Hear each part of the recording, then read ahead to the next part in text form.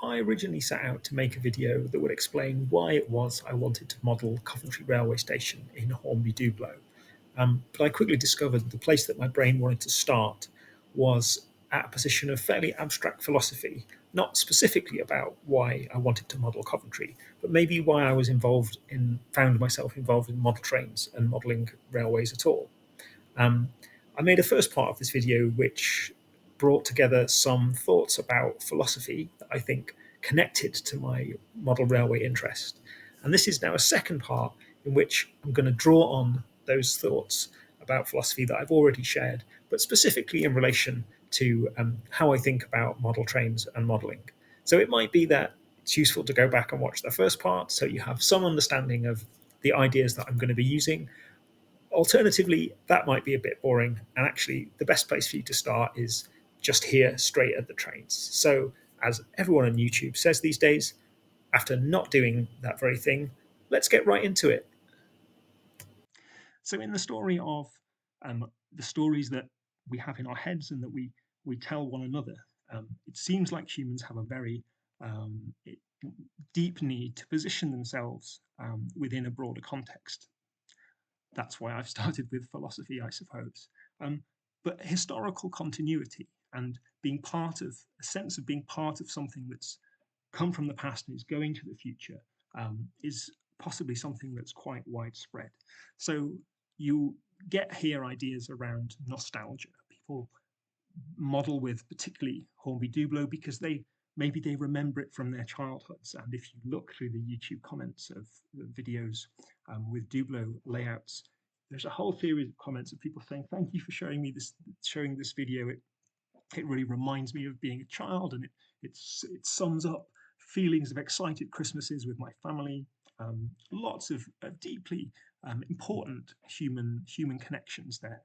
Um, Likewise, the modelling of a particular period. So Dublo comes from, and I think this is definitely a great connection that I have. Dublo comes from the post-war period, which generally is associated with great optimism in Britain, a kind of a victory over an external oppressor, very much characterized in uh, morally absolute terms. There was a good and there was a bad, and the good won. And I think that's something that appeals to the human mind. Uh, and it was the later 1940s, 50s, and 60s, while there was hardship, was understood to have been a time of great positivity and possibility. We had in Britain transition to a socialist government, uh, development of national health service, greater planning around the ideas of a collective as opposed to individual gain. And I think maybe for a lot of people, this the Hornby Dublo and the modelling of this period is maybe tied up with some of these ideas. Certainly for myself. Um, I think model railways are can be conceived of a bit like a television. Televisions give humans access to other stories and narratives that they can know, and if they allow themselves and if they want, they can become deeply emotionally involved with. So, thinking of following characters through a soap opera or a film, we cry when some of them die. We feel elation when a successful outcome is achieved in the film. Um, so it's a window on another world that we're not part of, but we can buy into for a little while. And I think model trains very much fit into this framing as well. So over here we have it's an original Dublo leaflet for the Bristolian set, and I feel like at the time you may never have had the chance to travel maybe on a train, and certainly not travel on the Bristolian, the fastest passenger service in the country at the time. Maybe it was just geographically impossible. Maybe you were socially excluded by the cost of tickets or something. But you could potentially um, own this set and you could use it to imagine a participation in this story and this narrative. Um, and likewise, looking back, we can imagine that people become involved in this story, imagining themselves back at this time, in a time when, of course, railway travel was exceptionally glamorous. It was the air travel of its day. Not sure what the contemporary travel equivalent is. I guess going to Mars or something. This is where the the hoi polloi get to show and live their status. But I think the toy trains and modelling give humans the opportunity to look through this lens and position themselves in a very different story. We talked previously about the role of power and control um, that I think exists in creating human fulfillment, and it might be power and control, freedom from particular negatives, but also I think it definitely constitutes and or is constituted by a freedom to have power and control. And I quite like this image because there's an ever so slight sense of megalomania I feel in the expression of this child. It's a mixture of amazement, but I think also an aspiring Bond villain in the making as he's controlling his trains around. Um, and I think it's relatively well recognized that in lived experience, humans often fail to achieve the levels of power and control that they aspire to. And that might be at the very lowest level. They don't achieve the freedoms from negative impacts, which create problems and suffering. Um, or at the other end, humans are failing to quite hit the level of income hierarchy or the density of political power that really they wanted. But model trains tend to put up, in many regards, less resistance to our attempts to have such power and control. Um, so I feel there's definitely something fundamental about the relationship here. And I think this comes in for me. I like to break it down into various categories. And the first one is a very practical power and control and sense of achievement. Um, and this is what I would term and categorize as the ontologically objective aspect of interacting with toy and model trains. Now, by ontology, I am intending to communicate the philosophical interest in understanding what the world is, what is out there, and how do we best understand and characterize it and different parts of our reality. And in this context, the idea of objectivity, so something that's ontologically objective, is that it's externally given. Its characteristics and its behaviors have fixed parameters.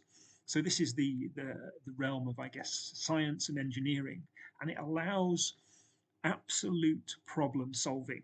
There is an answer that can be achieved, and if we go about it in the right way, we can achieve it. So thinking about the geometry of tracks. Now, people pore for hours over track plans and track designs. They discuss, yes, about what they would like, but mainly about what is possible.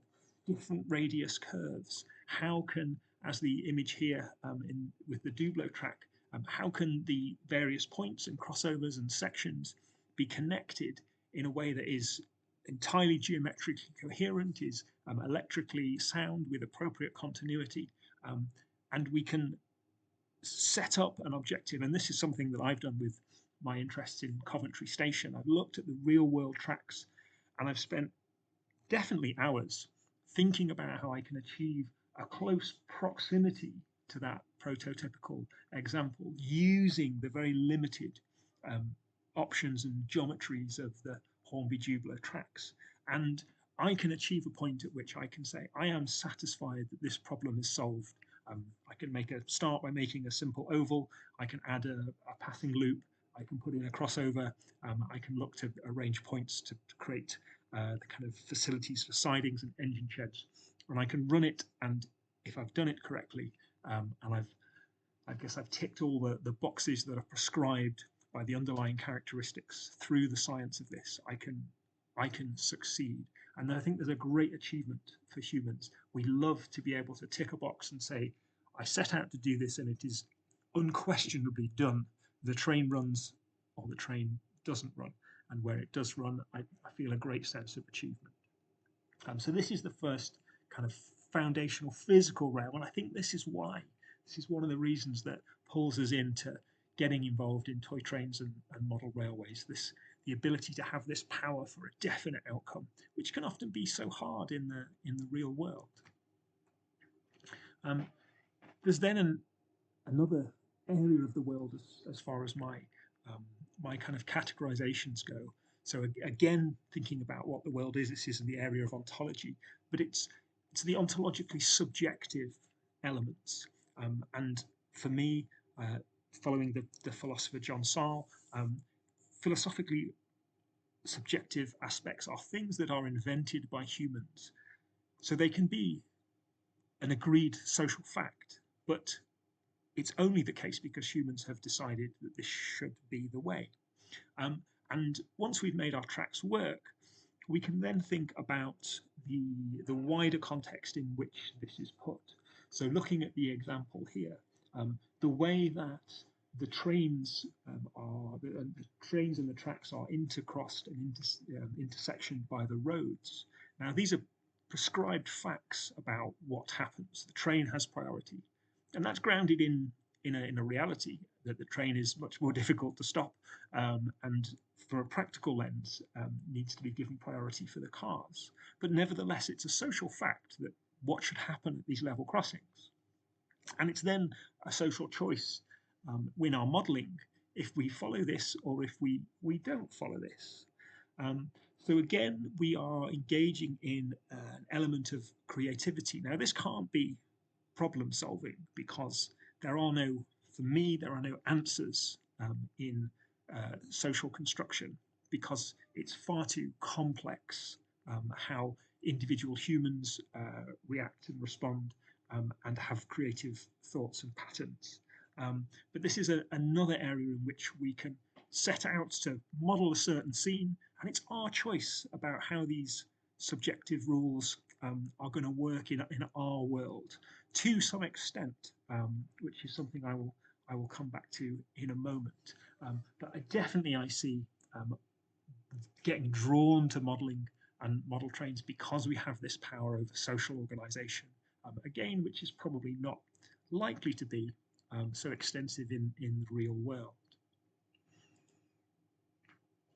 Um, of course, as with the real world, our models are constituted by both things, the physical artifacts and the socially constructed overlays.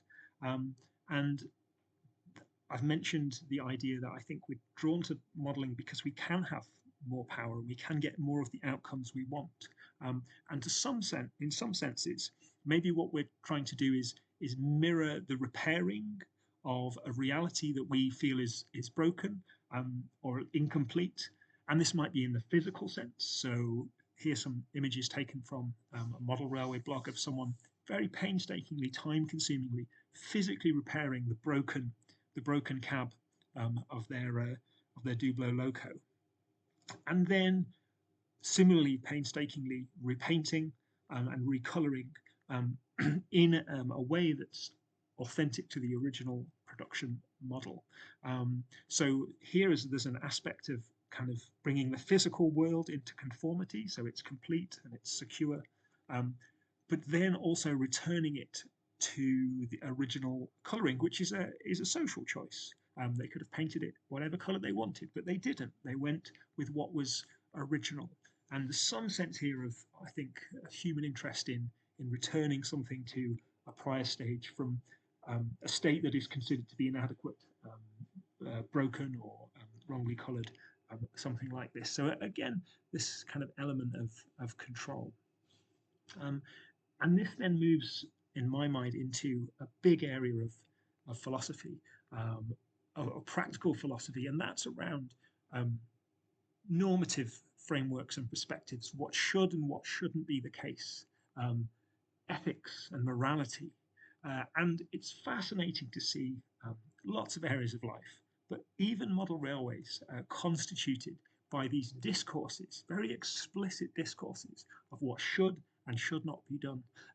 So we have here, and I hope these people will forgive me for using them as examples, but titles around the mistakes that you should avoid. And of course, in order for the concept of a mistake to be meaningful, it has to be used in relationship with an expectation of how something should be. So we can see that model railways, while it might be about having freedom to and power and control, there's something that we get contained within, and that's these idea of rules and pathways. Um, and of course, a nice thing here. So this is why I wanted to include my analytical concept of discourses, because power is embedded in these discourses of what should and shouldn't be. Those people who can, because they have the time and the money and the interest to make videos that prescribe their beliefs about what isn't good, um, have a greater, louder, bigger voice, and potentially more influence over other people. Where there are many people who maybe have different views, but don't necessarily have the power to project those and try to inculcate other people within their particular stories about how model railways should be. Um, and to be fair, these two titles are some of the more abstract abstract titles. And I think there's some really interesting discussion to be had here around to what extent model railways and engagement in social media is getting pulled into a kind of a commodified sector. Obviously, as we all know, there's money to be made. And I have seen an interesting video with a critical kind of analysis of this in model railways. Um, but there's an element of, I think, clickbait discourse and language getting used in the way that people title and project their videos. And some of these are the more abstract. There are others that have a similar kind of moralizing or prescriptive language and discourse that we can see.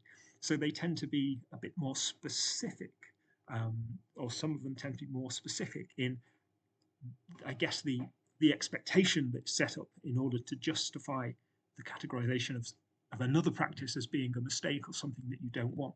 So in the case of the video at the top here, we have the idea of realism.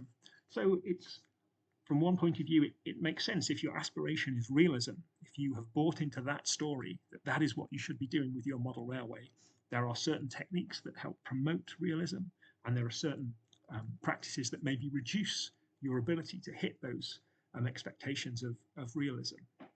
Um, but at the same time, there's also a very underlying implicit idea here that what you are looking to do is achieve an outcome, and the journey or the progression towards that outcome is I would say, through these discourses, pushed to the margins, and then its value is diminished. So what is wrong with just having a go, realizing for yourself that something doesn't look as realistic as you might want it to be, and then deconstructing and trying it again? Um, Now, I'm sure the producers of these videos would say, well, that's not the point. We're trying to give people a shortcut. But nevertheless, at the intellectual level, there is an idea that there is this um, set standard of realism, um, which would be argued, I guess, to have an objective driver, because there is the real world as the prototype.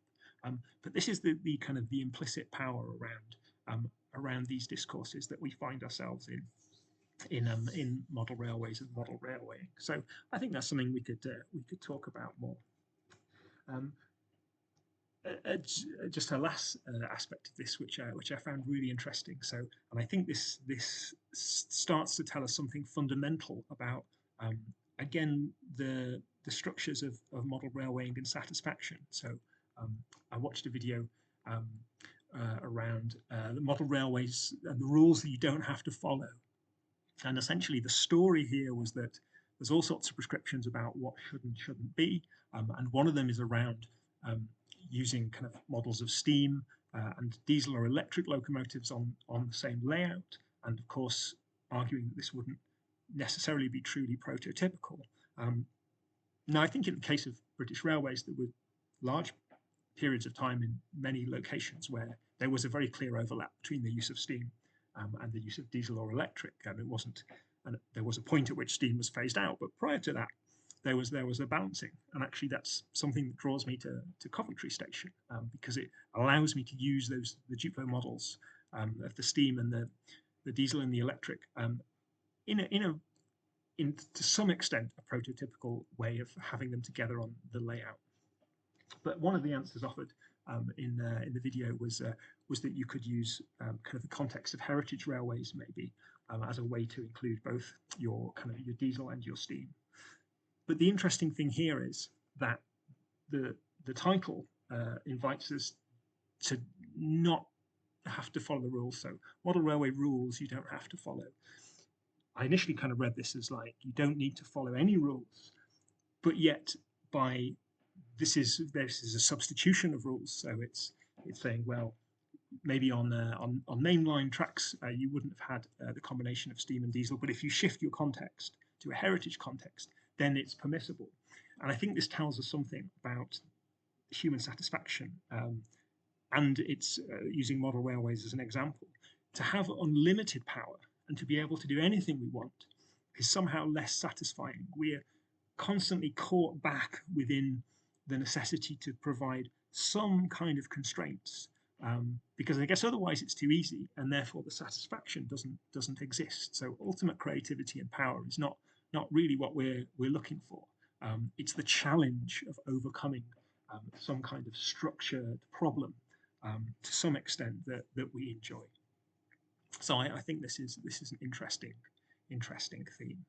Um, Now, transitioning away, something that is, I think, widely recognised around model trains is the idea that they can help you form those human relationships that you might well have a good reason to value. And the story of Hornby Advertising is really interesting. So clear appeals here to how trains can facilitate relationships. So some of the earlier advertising here from 1938, 1939, the discursive focus was very much on the value of the relationship between the father and the son and their ability to bond. And I love the way the father and the son in the bottom picture their heads are slightly leant towards each other. It gives such a sense of warm relationships and relationship building. By the 1970s, the larger picture has progressed a little bit. So we have what I would presume and read as the father's daughter as well as his son in the advertising. So we've got to some extent the opportunity here to track an element of what we might interpret as social progress, and we can extend that forward into the future to say, well, we don't have to be just reading discourses of the past. We can actively contribute our own discourses to the future and to something we might see as a positive progress. So we can, in our own practices, we can seek to be more as opposed to less inclusive. And of course, here, the 70s picture, taking it at face value, the obvious stereotypical identity that's missing from this picture is the mother of the family. She is not involved, I would presume, because it's very well understood that she should be elsewhere in the kitchen or doing some housework or shopping or something like that, while the father, who's returned from work, has some quality time to play with his two children, the daughter and the son. This, of course, could be a very unfair reading. Another alternative is to say this is exceptionally progressive. So maybe this is a single-parent family that is constituted by only a father, and who is chosen to take on the child-rearing responsibilities to look after his children. So yes, my subjectivity is obviously being used to interpret the reality of this picture. But I think these are all things that we can think about. And to come back to my real theme is to say that we might not be aware of it, but our involvement in model railways, the quest to have power, is allowing us to create worlds that we find comfortable and that we aspire to, and that maybe don't exist so readily in our kind of normal lived reality. And to continue on this theme, so many of you might have noticed that there are individuals who are very much within the model railway community seeking to advance what they see as I think, more liberal, more inclusive, and more socially positive social agenda. So referring back to the absence of the prospective wife and mother in the last image. While as far as I can see, most social media around model railways and the actual practice of this is undertaken by those who identify as males. We're starting to see this kind of stability disrupted, which, from my perspective, is a very positive thing because it opens up the possibilities for other people and other individuals to become involved with something that they have reason to believe can be valued to them, but can be kept out by a dominant discourse that says, well, you know, your gender identity actually isn't particularly typical of this, and while it might not be an overt exclusion, there is an underlying current of a community and an area of the world being unwelcoming. So this is, I think, really interesting to see. So actually, where people are starting to use not just their control over the tracks, the model, the scenery, the narratives around why certain locomotives are included or not, but to push those aspirational um, interests out into the real physical world. And that's, for me, that's how the sort of the complex web of human social interaction gets played out. Um, and I think there are so many interesting opportunities here. So you might not be, again, a person with the resources to take to social media and to bring about a campaign. For example, in the case of Jenny Kirk, the welcome inclusion of transgender individuals in model railway. Um, but you have little bits of control over your own scenery. So it's really interesting. Do a search for model railway people in whatever scale you choose to model. Most of the returns you'll get look a bit like this. There is a huge majority of white and often stereotypical um, people represented. And particularly if you look at the way that the couples and groups of people are constituted. Um, you have to start doing very specific searches to find the inclusion of railway characters who are not of white colour. For example, you have to do even more specific searches to find individuals that would represent the prototype of same sex or same gender couples. Um, and it's very easy to be, I think, caught within a dominant discourse. We go online, we search for HO railway people. We pick a set that looks good, that's cheap, that's good value. We buy it, we put it on our set. People come and look at that, and then this is their interpretation of reality. But we can, if we take a bit more thought and take a bit more time, start to push the boundaries to create greater representations. And it's a very small but I think important political act to extend the reason I think we're involved in model railways to start with into something that's a bit more aspirational and a bit more widely, potentially socially productive. Um, of course, kind of going back to our Maslow hierarchies, something we might be doing is aspiring for the prestige, for social recognition.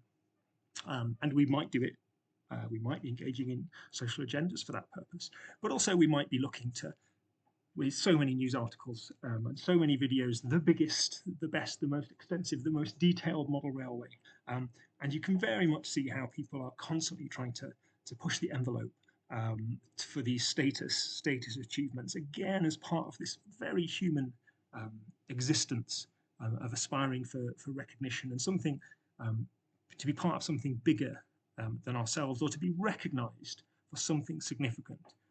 Of course, in this context of fairly absurd human existence, in which there's nothing really pre-programmed into us to say what we should do. So it's a case of finding something and authentically sticking with that.